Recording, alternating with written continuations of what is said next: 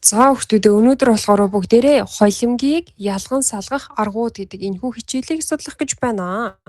За тэгэхээр өнөөдрийн хамгийн ихний судлах арга нь болохоор центрифугийн арга гэж байна. За энэ нь юу гэсэн үг юм бэ гэхээр хүндийн хүчний нөлөөгөөр одоо өөрөөр хэлбэл нягт нь өөр байгаа гэсэн үг. За нягт нь өөр энэ холимгийг яах нь одоо ингэж хүндийн хүчээр нь хооронд нь ялгаж салгадаг ийм арга байна. За жишээ нь одоо цус байлаа гэж бодоход улаан нис нь бол арай жоохон нягт ихтэй хана штэ тий. Доотлолт нь тунаад тэгээд цагаан нис хамгийн дээдлэлт нь болохоор плазм нь ингэж ялгардаг байна. За одоо энэ аргыг яаж яг бодит амьдрал дээр яаж ингэж ялгадаг юм бэ гэдэг бодит амьдрал дээр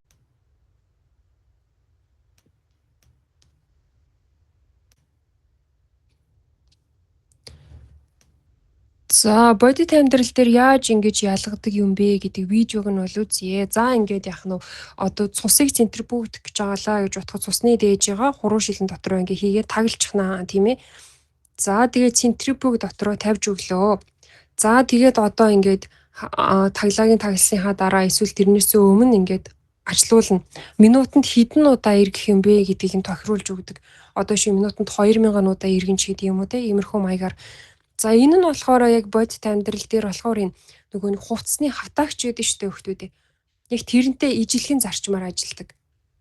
Өөрөөр хэлбэл хувцсыг ингэж одоо хатаагчаар ингэж эргүүлэхдээ яах нь хувцс нь үлдээд ус нь бол ингээ хүндийн хүчээрээ ингээд яах нь бусад тишээс цариндаг штэ тий. Яг тэрэн шиг. За энэ аргыг болохоор центрифугт арга гэж хэлдэг юм байна. Центрифуг буюу хүндийн хүчний нөлөөгөөр өндөр хурдтай эргүүлээд шингэний холимгийн одоо бүрэлдэхүүн хэсгүүд нь болохоор ингэж тусдаа ялгарч байх юм бол центрифугт арга гэж хэлж байна. За энэ зургийг зурж авч агаад энэ хэсгийг бичээд авчихудаа хүүхдүүд мэн. За бичиж авсны дараагаар саяны видеого дахиад нэг үзье.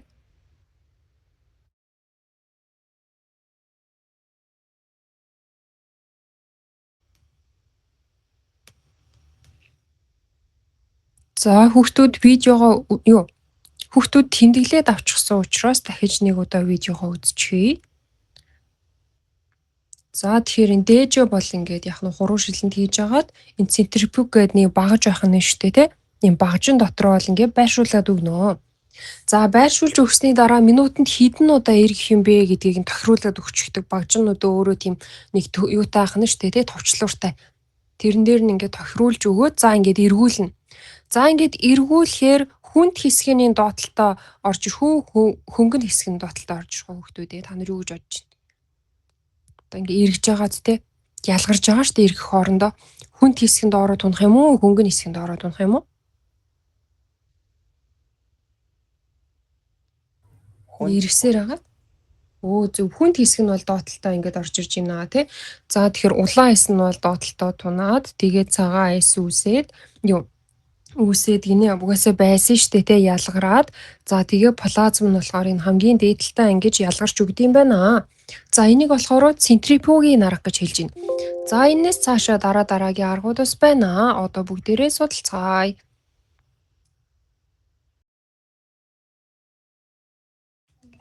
За сая гарсан центрифугдах аргаас гадна шүүх, хатаах, соронздох, нэрэх хандлах, талсжуулах, ууршуулах, тундасжуулах гэх мэт ийм аргууд байдаг байх нь шүү дээ. За энэ аргуудын талаар бол хүүхдүүд дэвтэрдээ тэмдэглээд авчих юм шүү. За нэг ийм аргууд байдаг гэд. За тэгээд зарим аргуудын талаар бол бүгдээрээ ярилцаад өнгөрнө. Зарим аргын талаар бол дэлгэрэнгүй судлах нэ.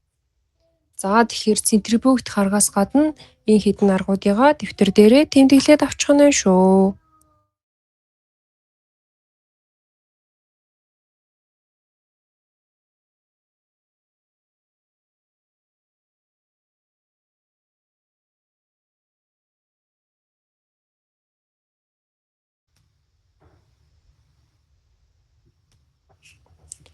За одоо бүгдээрээ 2 дугаарт нь болохоор энгийн болон хэсэгжилсэн нэрлэгийн талаар судлая.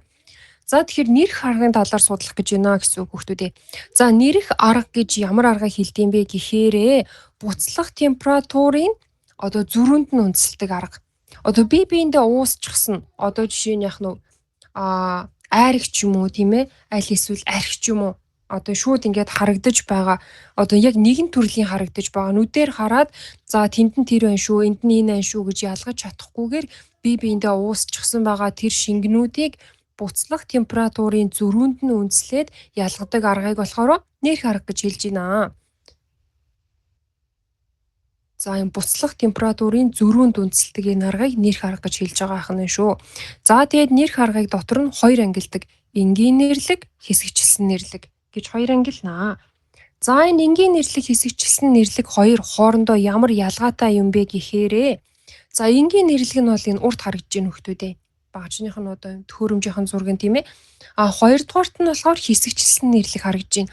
Ингээд төхөөрөмжийг нь харахаар юугаараа ялгаатай байна?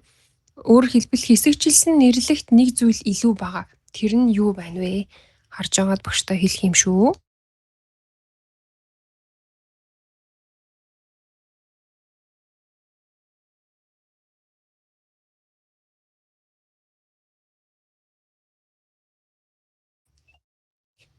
За хоёуланд нь бол халаагуур ашиглаж байна. Хоёуланд нь ийм гурван хөлт суур байна. Хоёуланд нь ийм колб ашиглаж байна те. За хоёулаа ийм термометр ашиглаж байна.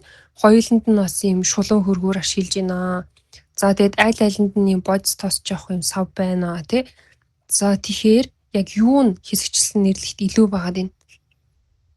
Хэсэгчилсэн нэрх багна. Ёо зөв. Хэсэгчлэн нэрх багна гэдэг нэг юм багна байд юм байна. За тэгэхээр энгийн нэрлэг хэсэгчилсэн нэрлэг хоёр юугаараа ялгаатай юм бэ гэхээрээ ийм ялгаатай. Энгийн нэрлэг нь болохоор буцлах температурын зөрүү одоо тий харьцангуй ихтэй байгаа шингэнүүдийн хооронд нь ялгадаг байхгүй юу? Харин хэсэгчилсэн нэрлэг гэхээрээ буцлах температурын зөрүү нь бага буюу харьцангуй ойролцоо буцлах температуртай шингэнийг ялгана. Өөрөөр хэлбэл хүүхдүүдээ нэрх арга гэдэг чинь энэ дотор нэг юм хоёр шингэн хоорондоо холилдчихсан байгаа. Одоо тэр нь юу юм бэ хэр чинь ус спирт 2. Одоо ус спирт 2 хоорондоо холилдчихсан байгааг архи гэж нэрлэж байгаа шүү дээ тий. Та нар архийг ингээ хараад спиртийн молекул нь яг тэнд байна, усны молекул яг тэнд байна гэж ялгаж харж чадах уу? За ингээ хоорондоо яах нь ингээ шууд холилдчихсан болохоор зүгээр л нэг юм тунгадлаг усны өнгөтэй харагддаг юм байна. Яг хаана спирт хаана ус байгааг нүдээр харж чадахгүй.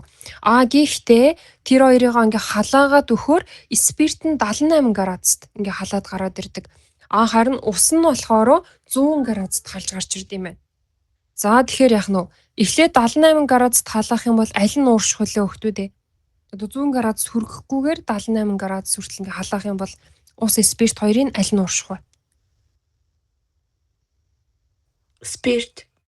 Спирт нь 78 градус гэсэн шүү дээ тий. Ус нь 100 градус талтааг. За байж байгаа багшны нэгсийг самбар дээрээ тавиадахыг. За тэгэхээр энэ дээр харагдж байгаа энэ хоёр арга нь болохоор хоёулаа нэрх аргын талаар яригдж байгаа юм.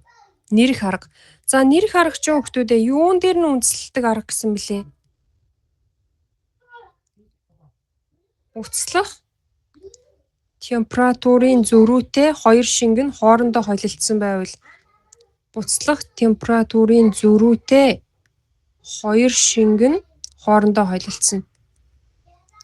Тэгээ хоёр шингэн хоорондоо холилдож хүүхдүүдээ юм нэгэн төрлийн харагдаж байвал нэгэн төрлийн харагдана гэж яахыг хэлдэм бол Яг ижилхэн харагдана.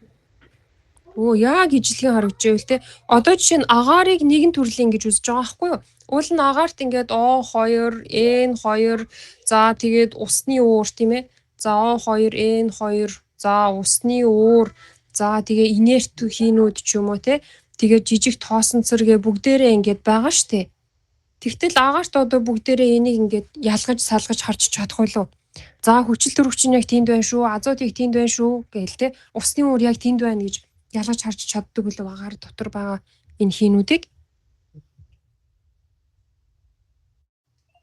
чаддгүй штэ тий. Тэгэхээр ийм байх юм бол нэгэн төрлийн гэж байгаа юм. За тэгэхээр буцлах температурын зөрүүтэй хоёр шингэн хорилдож нэгэн төрлийн холимог үүсгэсэн байвал за энэ хоёр мянга холилдоод нэгэн төрлийн холимог үүсгэсэн байвал уг аргаар салганаа. Нэрх аргаар салгана тий.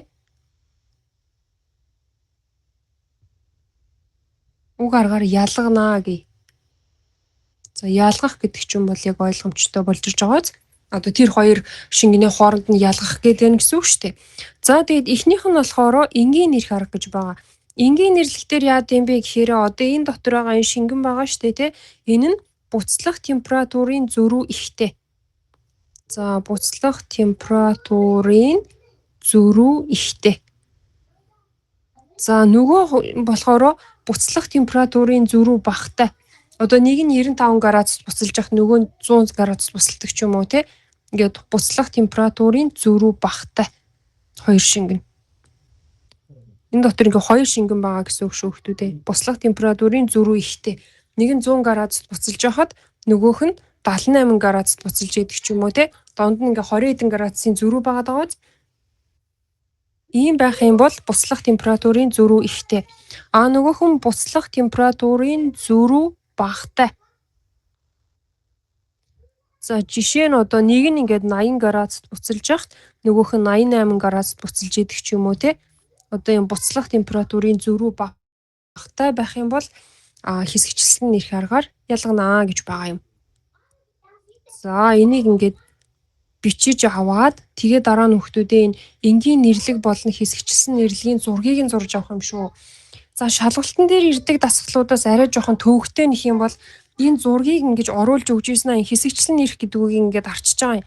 Тэгснэ энэ багны нэр нь юу вэ гэж байгаа байхгүй. Одоо хэсэгчлэн нэрх багна гэдэг энэ үгийг ингээд арчих нь шүү дээ тий. Тэгснэ энэ багныг ямар багна гэж нэрлэдэг вэ ч юм уу тий. Ингээд зураг өгчөөд энэ хэсгийг нь нэрлэнэ үү гэд. Өөр бас хамгийн их ирдэг нь шулуун хөргүүр гэдэг үгийг ингээд арчиж байгаа юм. Тэгснэ оронд нь асуултын тэмдэг тавьчихна. За одоо энэ хий маань одоо энэ шулуун хөргүүр дундуур ингээ гарч байгаа шүү дээ тий. Хийг гарахт нь ингээ хөргөж байгаа. Хийг гарахт нь ингээ хөргөж байгаа энэ хөргүүрийг юу гэж нэрлэдэг вэ ч гэдэг юм. Тэгэхээр шулуун хөргүүр гэд нэрлэх нь шүү дээ. За иймэрхүү тест маш их ирдэг учраас хүүхдүүд энэ хоёр зургийгаа хоёулангийн сайхан зураад авчих юм шүү. За тэгээд энгийн нэрлэх хэсэгчлэн нэрлэх хоёрынхоо ялгаа нь бол энэ дэр байна те. Нэгэн буцлах температурын зөрүү ихтэй, нөгөөхөн буцлах температурын зөрүү багатай гэд. За тэгэхээр үүнийгээ тэмдэглэж аваад тэгээд энэ хоёр зургийгаа зураад авах нэ. Ер нь энэ слайдыг тэр чигтэн сайхан тэмдэглэж авч таарах нэ хүүхдүүдээ энэ хэсгийг. Ялангуяа шалгалт шүүлгэн дээр маш их орж ирдэг шүү.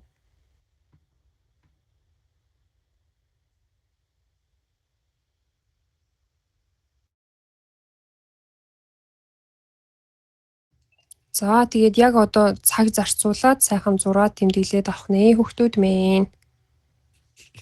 За тэгээд нэгэн төрлийн бус гэхээр одоо энэ агаар бол нэгэн төрлийн байх нь шүү дээ тий. Харахад яг одоо ингээд яах нь яг тэрэнд нь тийм бодис байна шүү, энд нь ийм бодис байна шүү гэж харж чадахгүй байх юм бол нэгэн төрлийн систем. Жишээ нь одоо хүүхдүүдээ ийм байлаа гэж бодъё. Усан дээр ингээд аргал хөвж гин. За усан дээр ингээд модны холтс хөвж гин. Энд дээр ингээд модны холтс хөвж байгаа нэг харагдаж байгаа те. Энэ ингээд ус. Энэ нэгэн төрлийн нэгэн төрлийн бус уу? Усан дээр ингээ модны холтс хөвж байгаа юм бол та нар модны холтс хөвж байгааг нь уснаас нь ялгаж харж чадах уу?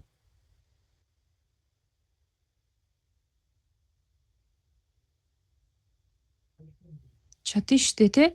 Ус модны холтс хоёрыгоо ингээ хооронд нь ялган салгаж харж чадчих юм бол нэгэн төрлийн бус систем гэж хэлж байгаа юм. Тэгэд энэ нэрх аргаар болохоор тийм нэгэн төрлийн системийг хооронд нь ялгадаг. Гэхдээ тэр нэг уусах температураараа ялгаатай хоёр шингэн хоорондоо холилдчихсан байх юм бол одоо шинэ ус спирт хоёр хоорондоо холилдчихсан байвал энэхүү нэрх аргаар ялган салгадаг байна шүү. За тэгээ бүгдийн сайхан бичээ тэмдэглээд авах нэ.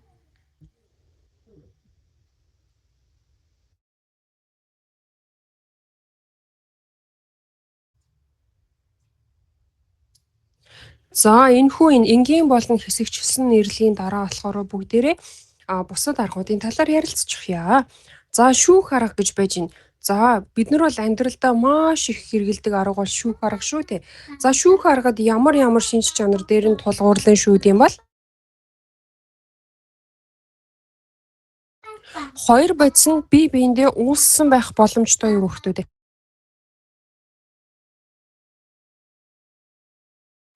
Одоо жишээ нь яг нөө айраг шиг ингээд хоёр бодсон бие биендээ уусчихсан байж болох юм болоо шүүх арга дээр. Одоо шинэ арх шиг те ус спирт хоёр ингээ бие биендээ уусчихсан байвал шүүх аргаар Болохгүй. ялгах боломжтой. Боломжгүй те. Нэгэн төрлийн бус хоёр холимгийг шүүх аргаар ялгадаг байх нь шүү.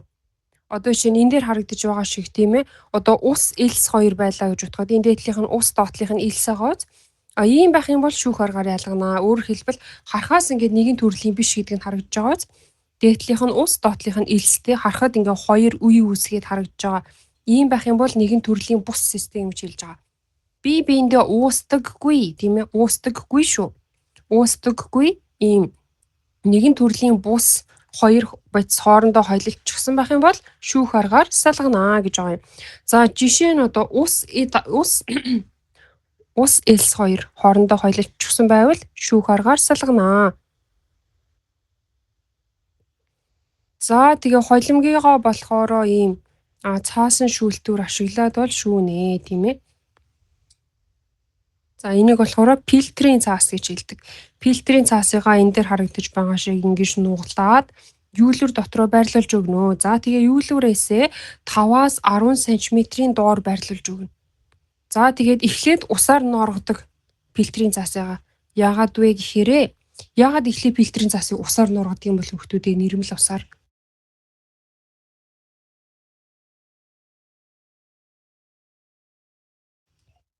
цаасыгаа юулууртэй наалдуулж өгдөг байна. За ингээд наалдуулсныхаа дараагаар нөгөө шүүх гэж байгаа зүйлээгаа хийнэ. За нэг хэсэг нь бол ингээд доошоо урсаад гараад ирэн тэ шингэн хэсэг нь. За тэгээ хатуу хэсэг нь болохоор эндээ ингээд шүүгдээд үлднэ гэсэн үг. За ингэж шүүгдэж үлдэж байгаа зүйлийг нь шүүгдэс гэж нэрлэдэг юм болов гарч ирсэн зүйлийг нь шүүгдэс гэж нэрлэдэг юм болов шүүгдэс гэж нэг алийг хэлэх боломжтой юу хүүхдүүд. Энэ дээр байгаа шүүгдсүү энэ ялгараад гараад ирсэн нь шүүгдсүү.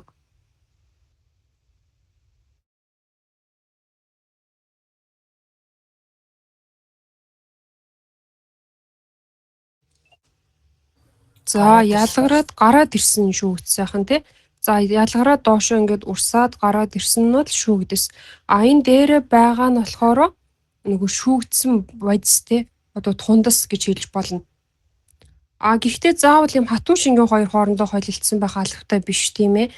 Шингэний дээдлэлт тос бас ингээд тунчсан байж болно шүү дээ. Дээдлэлт нь ингээд тэ хөвж байгаа.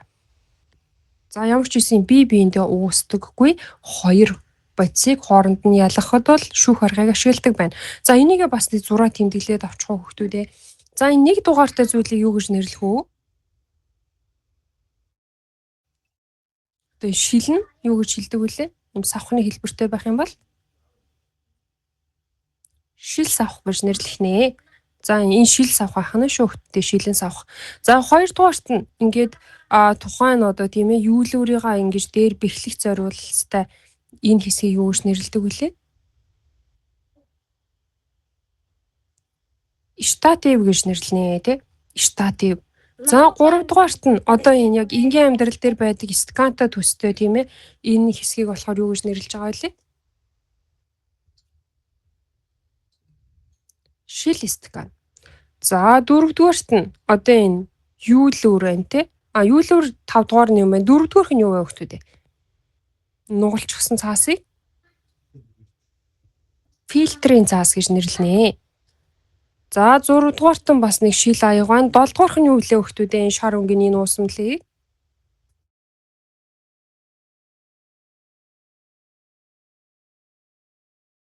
за дүнгийн сая үтсэн шүү дээ тийм ээ. Энэ дээр бас ингэ бичээд өгсөн байна. Шүүгдэс гэж нэрлэнэ. Шүүгдээд гарч ирж байгаа энэ уусамлыг шүүгдэс гэж нэрлэнэ.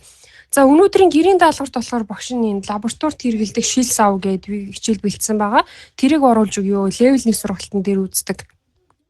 За одоо левел 2 сургалт шүү дээ тийм ээ. За левел 1 дээр үздэг тэр хичээлийг бол нэг давтаад үзэх нь шүү. За энэ хэсгийг зураад авчих хүүхдүүд минь.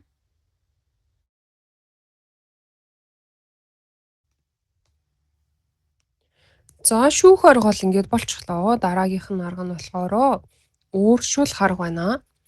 За ууршуулах арга дээр хүүхдүүдээ бас нэгэн төрлийн одоо холимгийг ууршуулд юм болов нэгэн төрлийн бус холимгийг ууршуулд юм болов.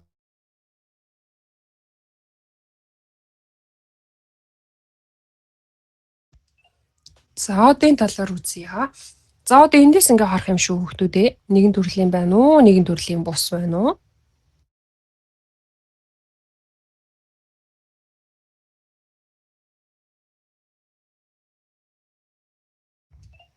За ингээд нэг давс бол усан дуусчихсан юм байна тий.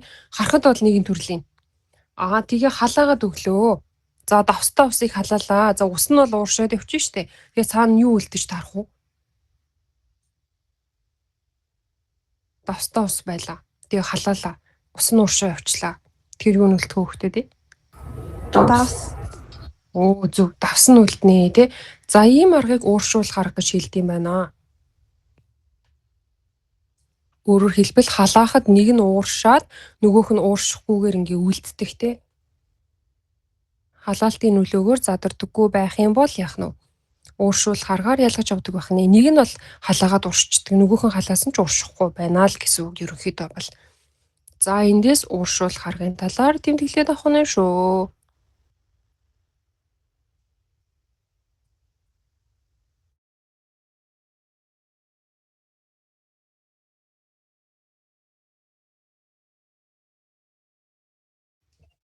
За энэ дээр бол ингэсэн байна. Усан дотор ингээ хоолны давсыг хийчихэж. Тэгээд энэ харахад бол хоолны давсыг уусгасан ус. Тэгээд давстай ус болон зүгээр ус хоёр адилхан харагддаг шүү дээ, тий? Нэгэн төрлийн. Гэхдээ одоо ингээ халаагаад өгсөн чинь ус нь маш хурдан ууршаад давс нь үлдчихлээ. За тэгэхээр нэг нь бол ингээ халаалтаар ууршдаг, нөгөөх нь одоо тунаад үлддэг, тий? Ийм холимгийг бол ууршуулах аргаар ялган салгадаг байна.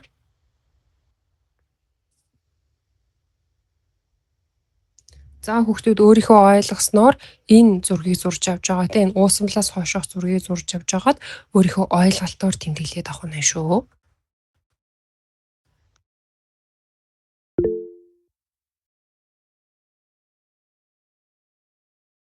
Ууршуулах арга гэж байгаа ерөнхийдөө энэ зургийг л зурчна гэсэн үг.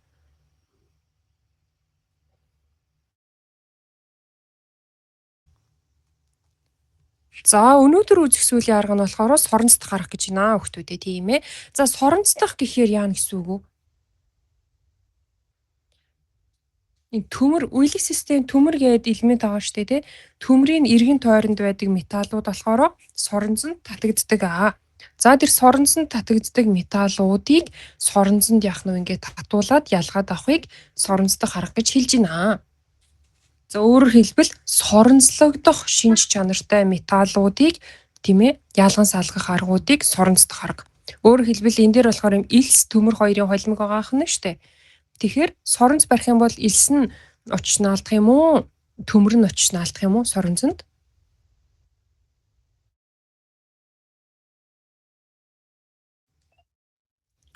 За төмөр нь очиж наалднаа тийм ээ. За ийм аргыг болохоор соронцдох арга гэж хэлж байна. За өнөөдрийн үзэх аргууд бол ингээд боллоо.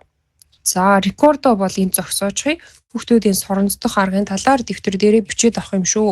Үейлэх системд төмөр гэдэг элементийн эргэн тойронд байдаг металлууд бол соронцонд татагдах шинж чанартай.